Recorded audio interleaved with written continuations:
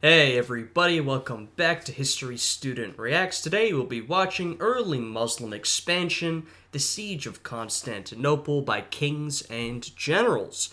So, last time we saw the Muslim conquest of Spain. Now we are moving back east to the prize of the Byzantine Empire, Constantinople.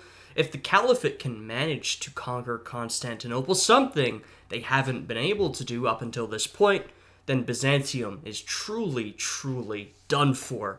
I guess we'll see what happens in this video. Now, if you guys would like to see extra exclusive content, then please check out my Patreon. It is linked down below. Now, with all of that out of the way, let's jump right into this reaction.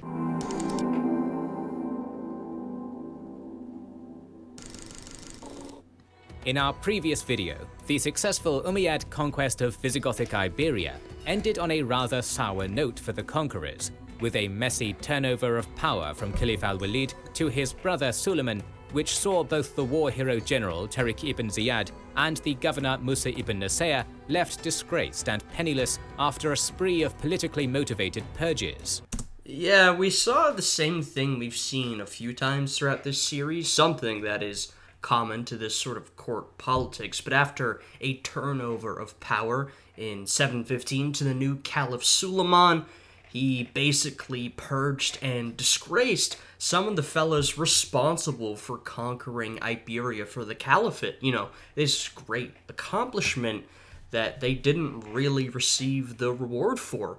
And we also saw at the end of last episode some of that Muslim control of the Iberian Peninsula was already slipping. Not entirely, but it maybe wasn't as secure as it had seemed. But we are shifting back eastwards now. You know, we're at a point where the Caliphate extends a long way. We've seen all the way from the Iberian Peninsula in the west, deep into the Middle East in the eastwards direction. Now they're trying to head, I guess, north a little bit, back up through the Byzantine Empire towards Constantinople.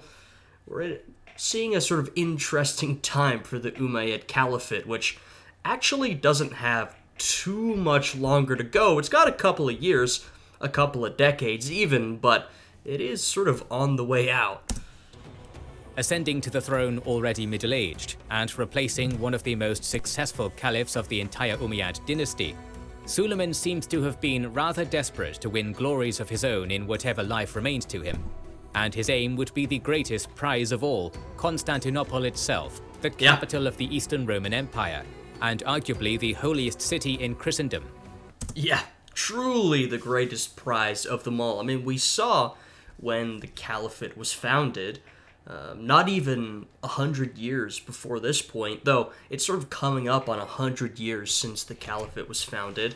The Caliphate quickly overwhelmed and completely destroyed the Sassanid Persian Empire. It took a lot of territory from the Romans, but the Roman Empire, the Eastern Roman Empire, did manage to survive.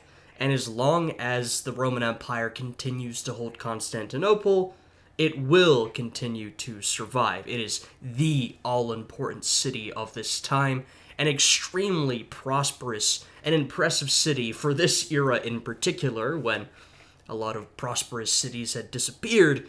If the Caliphate can manage to conquer this, that will be the biggest achievement, really, they could possibly achieve. I mean, they will be taking down the Roman Empire once and for all. A greatly diminished Roman Empire, but nonetheless. Today on Kings and Generals, we cover the Second Arab Siege of Constantinople and the reigns of Caliph Suleiman and Umar II. Clearly, Suleiman was aiming quite high, wishing to add Constantinople to his collection. As important as status symbols are, we recommend avoiding conquering cities and getting something practical, such as a premium ring from our sponsor, Ridge. In fact, Ridge rings are exactly the sort of ring you need to have if you do want to conquer a city. Great, so you guys should check out this video by Kings and Generals. It's linked down below. Go check out their sponsor, give them a like, show them support for making this fantastic content. Ring will deflect Byzantine arrows, but we can guarantee a robust and stylish look. So go to ridge.com/kingsandgenerals to get a ring for life today.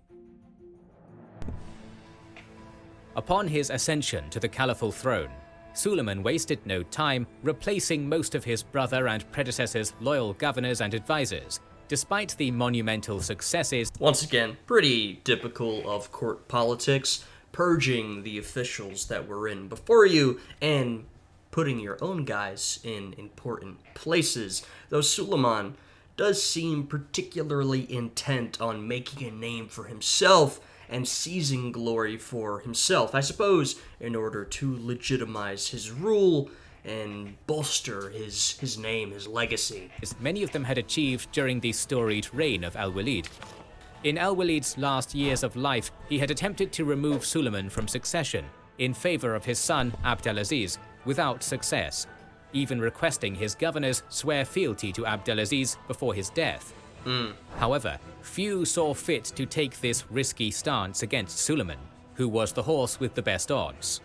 Moreover, the rocky succession and support for Abdelaziz from Al-Hajjaj, one of the most powerful men in the caliphate, created deep divides in the Umayyad court. Yeah, as we've talked about before, in this sort of situation, those are the kind of games you have to play. I mean, throughout the existence of the caliphate, at times there's been secure succession, but oftentimes there really hasn't been. There's been a lot of competition for the position of caliph, and so sometimes you gotta sort of hedge your bets when you're deciding who to side with. Who is most likely to become caliph? Do some calculations based on that and try and protect yourself and your position. And caused Suleiman to see enemies around every corner.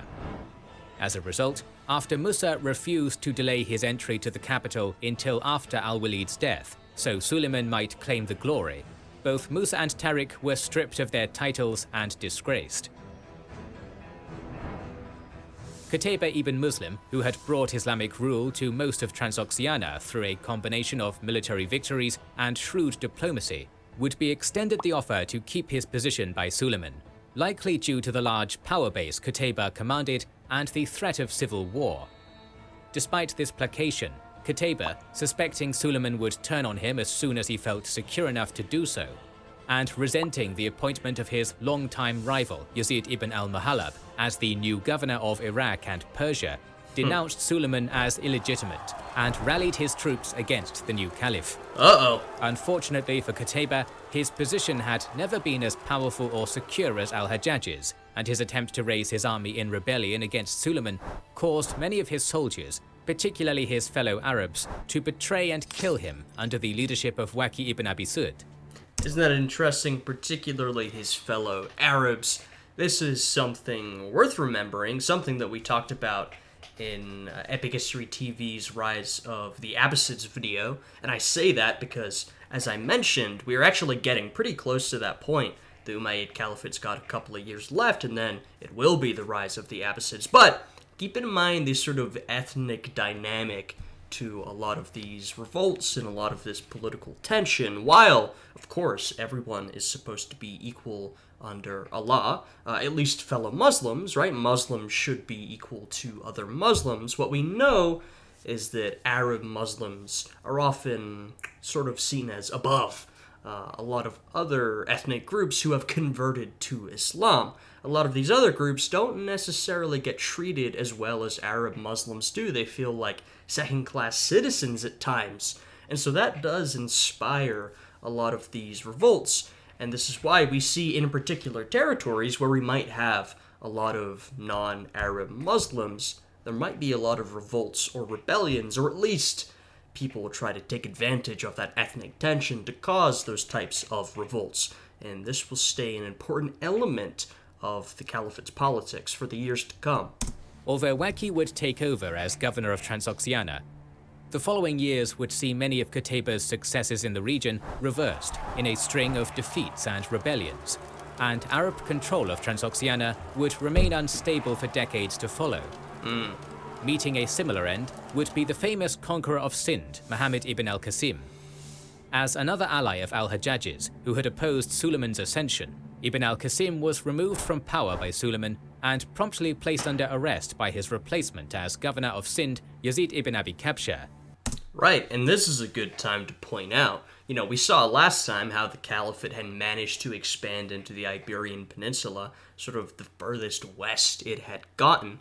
This is the furthest east it had gotten, basically right on the edge of the Indian subcontinent. The Caliphate is stretched really, really far. Now, is it stretched thin? Is it overextended? I'm not entirely sure, but it does have a lot of territory it has to hold, and that can be a real difficult job at times. So remember, we're at this real high point of territorial expansion, but oftentimes that sort of territorial expansion doesn't last forever. And sent to Ibn al-Muhallab's custody to be tortured and executed. Recently conquered Iberia would also see a similar power vacuum created with the execution of Musa ibn Nasser's two sons, the governors of Ifriqiya and Al-Andalus, leading to a period of the same self-destructive infighting. Meanwhile, Ibn al-Muhallab quickly stepped into the powerful role al-Hajjaj had long filled, and prepared for new conquests in the east. With anarchy reigning in the Caliphate's distant western frontiers, Suleiman's focus was far closer to home. For a caliph looking to make his mark on history, no possible victory could outshine the conquest of Constantinople. Yeah, like I said, that is the biggest victory you could go for. The Eastern Romans and the Caliphate have been at each other's throats since the Caliphate was founded. Of course, the Muslims did a real number on the Byzantine Empire. They took a lot of its territory. The Roman Empire has managed to survive, but in a much diminished state. And so if you really wanted to, as a caliph, go that next step, then you could attempt to conquer Constantinople. Despite the fact that the Byzantine Empire is in a weakened state, that is still a real tough goal to go for. You're really shooting above and beyond, aiming for the stars, so to speak. A city that had already beaten back a 4-year siege under Caliph Muawiyah and was supposedly the focus of prophecies from Muhammad himself. Yep, and as they mentioned, had already beaten back a siege from Muawiyah. Constantinople, even though the borders of the Byzantine Empire could often be a little bit weak or permeable, Constantinople itself stood strong, surrounded by its Theodosian walls. It was a tough nut to crack. It had already and would continue to resist a lot of different assaults and siege attempts. So it's a tough goal, it really is. Let's see if it can be achieved in this instance by Suleiman. It would seem preparations for the siege had already begun before Suleiman's ascension as caliph, either under the orders of al-Walid directly or during the period in which Suleiman served as acting ruler for his dying brother.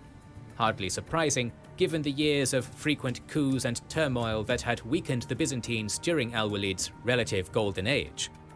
During al-Walid's later years, Arab raids had penetrated ever deeper and more brazenly into Anatolia, with his sons Al-Abbas and Marwan ibn al-Walid and his half-brother Maslama ibn Abd al-Malik penetrating north of the Taurus Mountains in 711 and 712, conquering Misthea in the Laconia region. And the Taurus Mountains had, basically since the emergence of the Caliphate, been that sort of natural barrier. Of course, once upon a time, if y'all rewind about 100 years, the Eastern Roman Empire controlled a lot of that Middle Eastern territory that is now held by the Caliphate. But since the Caliphate emerged, once again, a little less than 100 years ago, and swept up all that territory, the Taurus Mountains in eastern Anatolia had sort of served as that natural barrier and had led to, I guess, a bit of a stalemate, a stop in the action, the fighting between the Caliphate and the Byzantine Empire. But some of these Muslim troops have been making deeper and deeper raids into Anatolia, and as you can see on this map, they are getting pretty deep in, which presents a fairly significant threat to the territorial integrity of the Byzantine Empire. The closer they get to Constantinople, the more of a threat the Caliphate stands. And raiding as far as Amasya and modern-day Chankara along the Black Sea by 715. By contrast, the Romans in the same period saw 3 emperors deposed in coups. with Suleiman spending the year 715 consolidating his hold on the caliphate and building his strength. It would be in 716 that one of the single largest expeditions in caliphal history would be launched, with a land army under the command of Maslama, the brother of Caliph Suleiman, supported by a fleet under Umar ibn Halbrayra al-Hazari. Wielding the resources of a caliphate, which was far vaster than the greatly weakened Roman Empire, the odds seemed stacked far more firmly against the Romans. Unfortunately, the vast expedition assembled by... Yeah, I mean, that is absolutely worth pointing out. That's the point I made. Sure, this is the Roman Empire. It is a vastly diminished Roman Empire, and this is a vastly enlarged caliphate. I mean, think about the sort of resources and manpower this caliphate can draw on, and think about the lack of resources available to the Roman Empire. Absolutely true. Once again, Constantinople is a very defensible city. That is the one major, well, the Byzantines have more than one advantage, but that is their major advantage, how tough Constantinople is. And they're going to hold on to that for a long, long time. Suleiman and Maslama shared one major weakness with Muawiyah's earlier invasion, a reliance on collaboration with Roman rebels. Muawiyah had counted on the rebel Armenian general Saborios, then in control of much of Anatolia, to supply and aid his army in the march to Constantinople, only for his untimely death to undermine years of planning, stranding the first Arab expedition in hostile territory without supplies or allies, starvation and attrition defeating them more surely than the armies defending Constantinople's walls or the Greek fire devastating their fleets in the Bosphorus. Maslama, seemingly hoping to avoid the Herculean task of besieging and storming the Theodosian walls of Constantinople, planned to avoid having to take the city by force by getting directly involved in Byzantine politics, taking advantage. Yeah, that's an interesting way to go about it. He wants to avoid that siege against the previously mentioned Theodosian walls. He's saying, you know what, I would rather not have to besiege Constantinople because, just as I've mentioned several times, he knows that's an extremely tough thing to do. So I'm going to get involved in the political side of things. And that's not necessarily a bad idea. We've seen the political chaos of the Caliphate. If you turn to the Byzantine Empire, they very frequently have their own political chaos. Infighting, court politics, coups, succession crises, I mean, all that good stuff. Byzantine politics could be an absolute mess at times. Of the civil strife and frequent palace coups that had weakened the Eastern Roman Empire by backing his own claimant to the Byzantine throne, the strategos Leo the Isaurian, whose role in the lead-up to the siege varies somewhat between Roman and Arab accounts. Okay, interesting. In the Roman narrative, it is Suleiman ibn Muad who first reaches out to negotiate with Leo, and who first raises the possibility of Leo taking the throne while besieging Amoria, offering to... And the strategos, general. Basically, that's what we're talking about, a powerful Roman general. ...to lift his siege and spare the city if they would accept Leo as their emperor. According to this tradition, Suleiman intended to capture Leo, knowing of the strategos' enmity for Emperor Theodosius, who had taken power in a coup in May of the previous year, and convince him to take the throne with Arab backing and lead the empire into submission and vassalage. Yet, despite holding correspondence with first Suleiman and then Maslama, in the Roman narrative, Leo never falls into Arab hands or forms any pact with the invaders, escaping their net through... So here we have a bit of a difference in what exactly happened. And this is I'd say pretty important difference because of what is going to happen. Trickery, he rallied the defenses of the countryside behind him, foiling Leo's a pretty important fella. Suleiman ibn Muad's advance force, before seizing control of the empire from the weak and unpopular Theodosius on his own, after capturing the royal household with his army at Nicomedia. In contrast, the Arab narrative has Leo reach out to Caliph Suleiman to negotiate, deceitfully assuring him that he will deliver Constantinople into Arab hands. Though either account could be somewhat falsified, the level of trust Maslama shows to Leo later in the siege would be highly surprising had their initial interactions been so short and hostile, as claimed in the account of Theophanes the Confessor, suggesting at least some arrangements had been made between the two, whether the Arab accounts are fully truthful or not. Alright, so we basically have a situation where all we can do is look at the sources we have and speculate. Was there some sort of relationship between Leo and the Caliphate? Seems like there might have been. We don't necessarily know what it was. I will say, in the long term, Leo was not necessarily a friend to the Umayyad Caliphate. In fact, quite the opposite, I would say. But what we're seeing right here, we basically don't exactly know. That's where we're left, and you could speculate on what exactly you think happened and how it might have influenced Leo and what he did in the long term. It should be noted that the dates are also slightly inconsistent between these two accounts, with the history of al-Tabari placing the siege somewhat earlier than Theophanes the Confessor. While both provide valuable insight, the latter provides more consistent dates and is far closer to being contemporary with the events enclosed, with the following dates primarily being those given by Theophanes.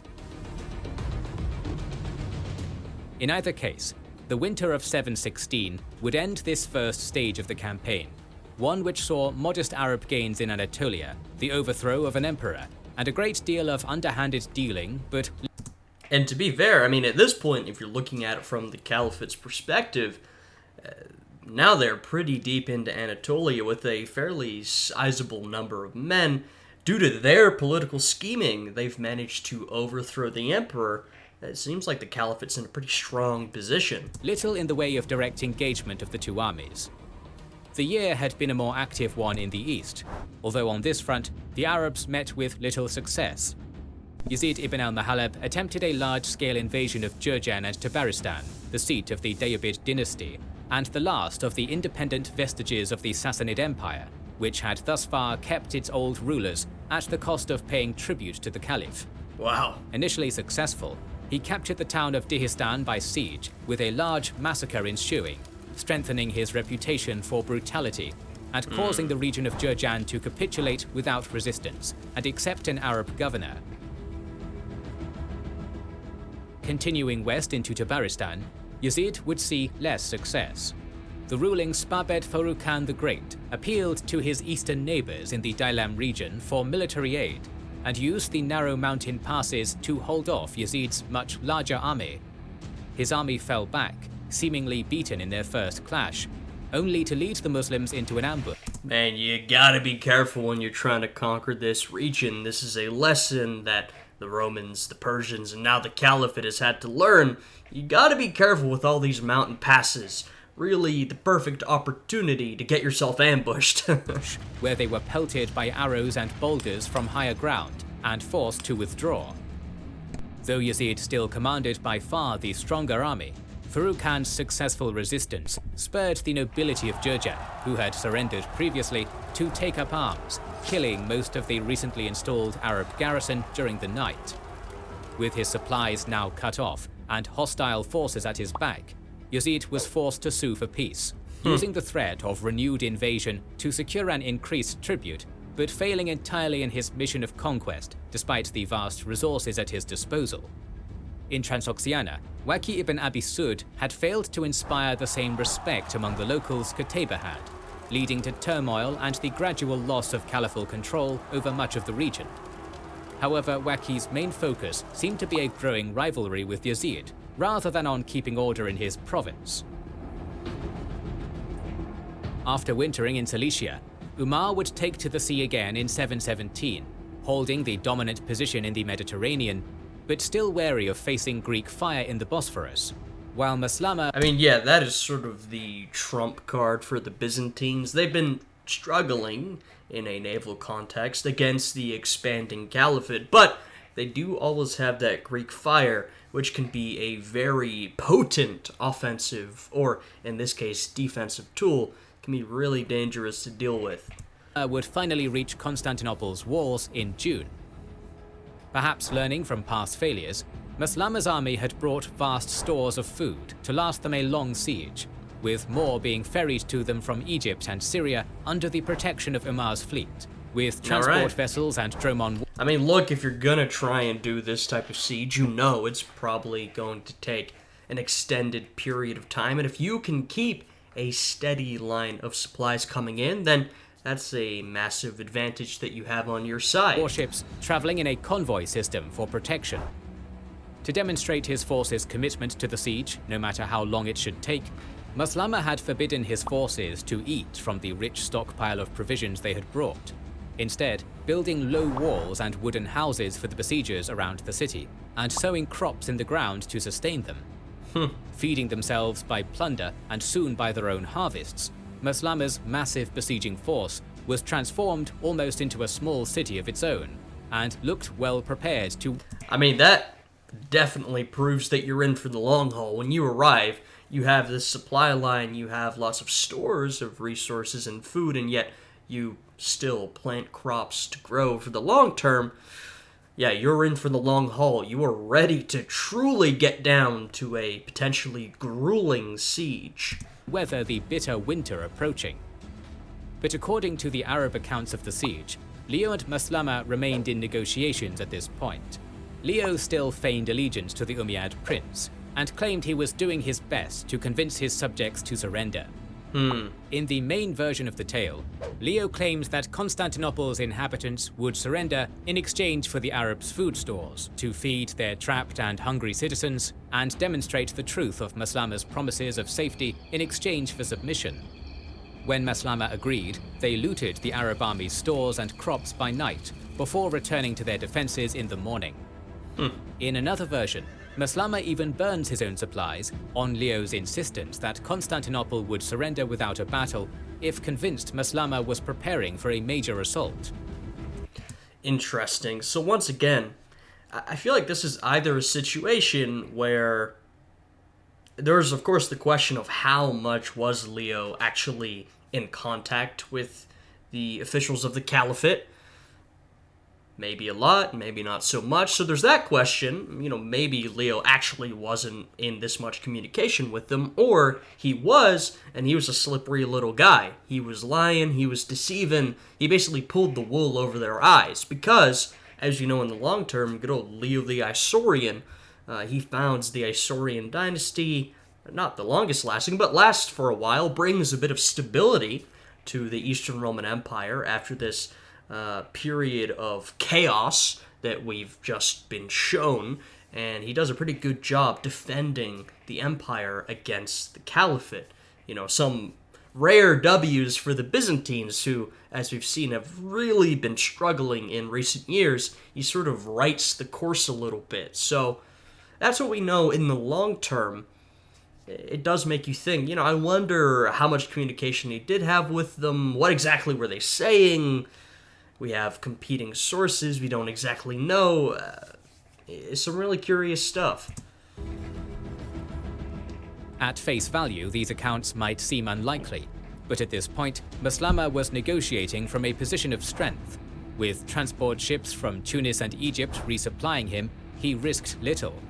Yeah, I mean, I'm glad they're pointing that out, because it does seem a little unlikely, especially if you look at the history more broadly. And you think of, how Leo fights back against the caliphate in the long term. But I think it's good they're pointing out that at this moment, Maslama is in a strong position, and Leo might be fearing for his safety, the safety of the city, and so maybe he is willing to negotiate a little bit, or negotiate over certain things. I think that's worth pointing out, because yes, sort of in the abstract, more broadly, you might say, really? Do we really think Leo had this sort of communication? But maybe he did. Maybe he did. An opportunity to avoid the daunting siege might have been too tempting to pass up. Whether the tales are true, or simply a way to scapegoat one commander for a broader military failure, the Arab naval supremacy would not be long-lived. As the fleet continued to arrive and ferry soldiers for the siege, many sailing... Yeah, and that could be a reason as well. Maybe there's these accounts are basically blaming the failure of this on Maslama.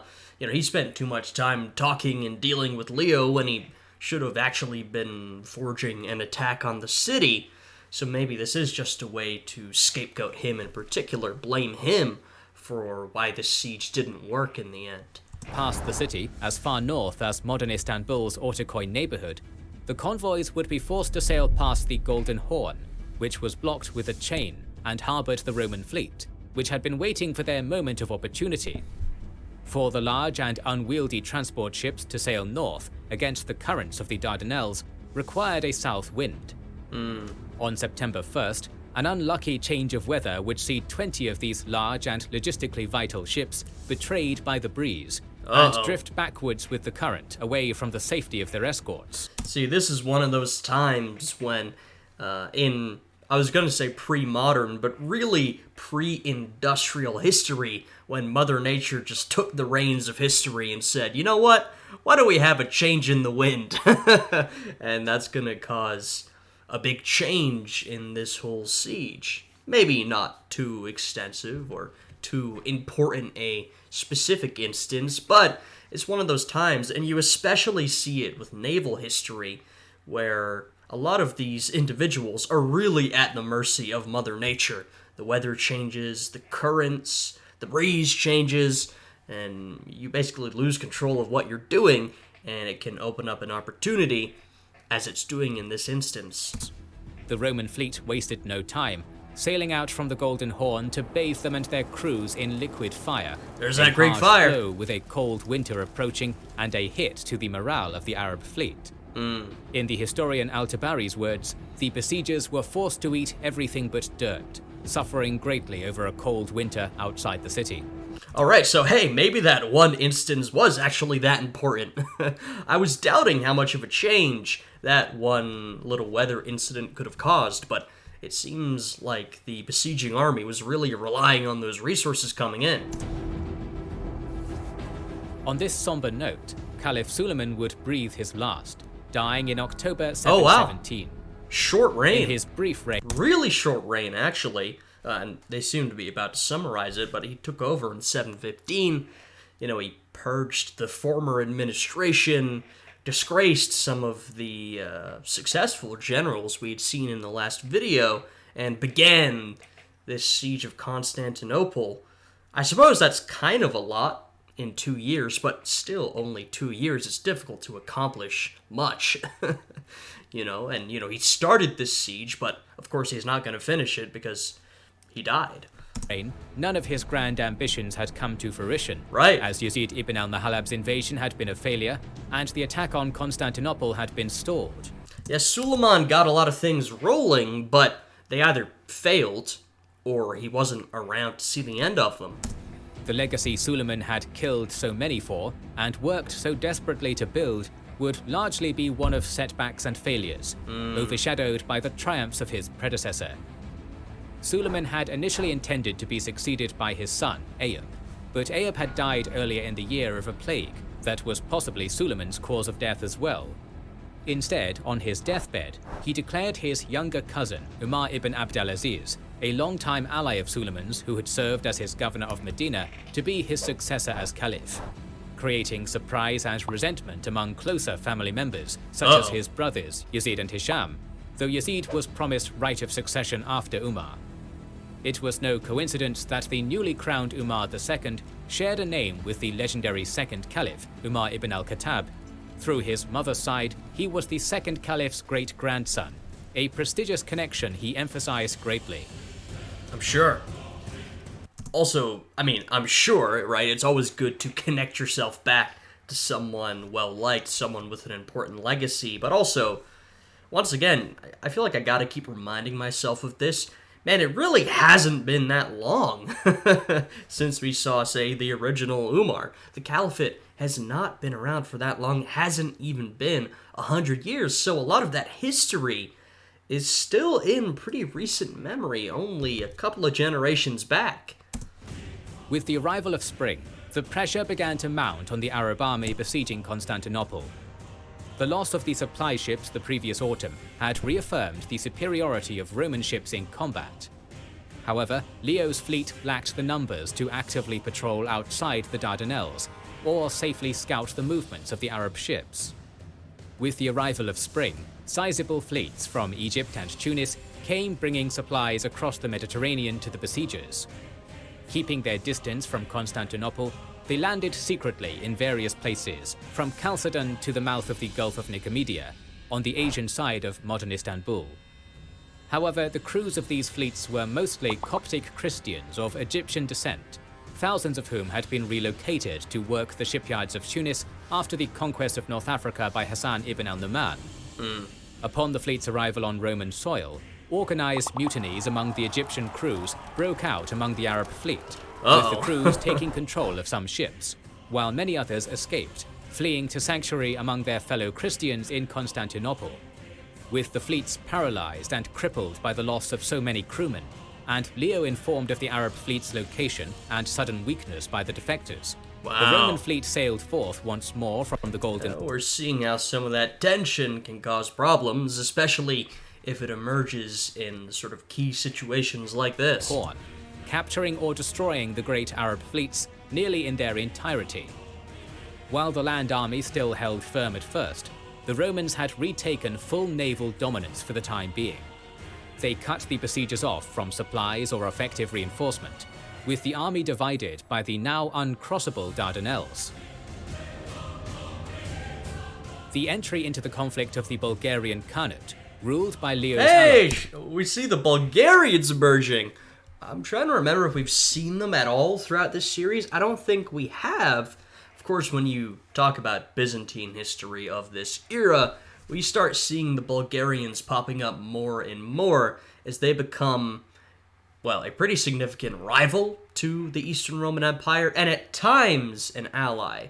You know, sort of back and forth between those two, but hey, we see the Bulgarians emerging, a mention for them. Khan Tervel would spell further disaster for the Arabs. With the besiegers on the European side of the Dardanelles cut off from retreat, without ships to ferry them across, a huge portion of the demoralized army, forced to spread out across the countryside to forage for food, and unprepared for the attack of a lightning-fast cavalry army, would be defeated and massacred. With the army facing destruction on the European side, smaller defeats at Roman hands in Asia, and starvation throughout, Umar would end the grand expedition and call his cousin Maslama home. Wow, that really fell apart pretty badly. Now, as I emphasized before this siege had started, though it seemed like the Byzantines were a little bit down and out, and the Caliphate was relatively strong, trying to take Constantinople, that is an almost impossible goal. So, from the beginning, even though it looked like the Caliphate had an advantage, this siege probably wasn't going to happen, and, well, it didn't. It failed. Leaving more than 20,000 dead to hunger, Greek fire, or Bulgar horsemen behind them. The disaster would weaken the Umayyad state and serve as something of a turning point, though Umar would be well remembered for... Yes, it absolutely would, and I guess now is the time to bring it up. I sort of mentioned the more long-term view of this conflict. Leo is remembered, well, he's remembered for iconoclasm for one, but in a more political, or I should say more military context, Leo is remembered for defending the Byzantines against the Caliphate, sort of, as I said, shoring things up politically and militarily, and the Isaurian dynasty more generally. You know, from this point onwards, we're seeing a bit of a shift. The Byzantines are strengthening a bit after a period of chaos and weakness, and the Caliphate, in contrast, is weakening, and the Byzantines start to defend themselves and then push back a little bit. So, you know, we're seeing quite a turning point here. For his political reforms, this largely marked the end of the great Umayyad conquests. More than the loss of manpower and ships at Constantinople, overextension and the rise of powerful governors. Yep. There's that word, overextension. We talked about it earlier in this video. I said, is the Caliphate overextended? Well, I'm not necessarily sure, but they have conquered a lot of territory in a pretty short period of time. So I suppose they are overextended at this point. Would sap the ability of the Umayyads to project power outwards. Already, the frontiers of Transoxiana and Iberia had been left almost completely to their own devices, with little support from faraway Syria, as anarchy and infighting ate away at the Caliphate's power in these far-flung regions. Only a few years before, the Umayyads had seemed at the height of their power, with illustrious conquerors expanding the Caliphate on every front. The death of these remarkable generals and leaders at Suleiman's hands only foreshadowed the death of the Age of Expansion. Yeah, no, that's a good point. And like everything we've seen with the Caliphate, a quick rise leads to a quick fall. And so they have conquered this territory extremely rapidly. And only a few years prior, as kings and generals are pointing out, it seemed like the Umayyad Caliphate was at the peak of its power. I mean, we saw some of these rather impressive leaders and generals conquering the entire Iberian Peninsula, but pretty quickly Suleiman takes control. We see some of these pretty damaging political purges. We see the Caliphate become overextended. Basically, immediately after they conquered the Iberian Peninsula, they start to lose a little bit of control. The other frontiers of the empire are sort of falling a little bit. The Caliphate's losing some of their control. It hasn't gone nuclear yet, I'll put it that way. They're still holding on. It's not terrible, but you do start to see a bit of slippage. And now, this failed siege of Constantinople, this gives the Byzantines a bit of an opportunity and sort of the confidence to stand up for themselves once again. So, on all sides, the Caliphate's starting to see problems. They had championed. Umar would attempt to address some of these problems during his short and mostly peaceful reign. The poor treatment of non-Arab Muslims, a common cause for rebellion in part. Yep, and I mentioned this as well. I was just talking about some of the external causes for the weakening of the Caliphate, all these different frontiers and overextension and the purges, but this is something we mentioned earlier in this video, and that is absolutely crucial: the mistreatment of non-Arab Muslims. The fact that a lot of these non-Arab Muslims, who should, in theory, be absolutely equal to their fellow Muslims, Arab Muslims, they feel that they get treated like second-class citizens, and as we've seen, that leads to a lot of this tension and a lot of these rebellions, which are causing a lot of issues for the Umayyad Caliphate.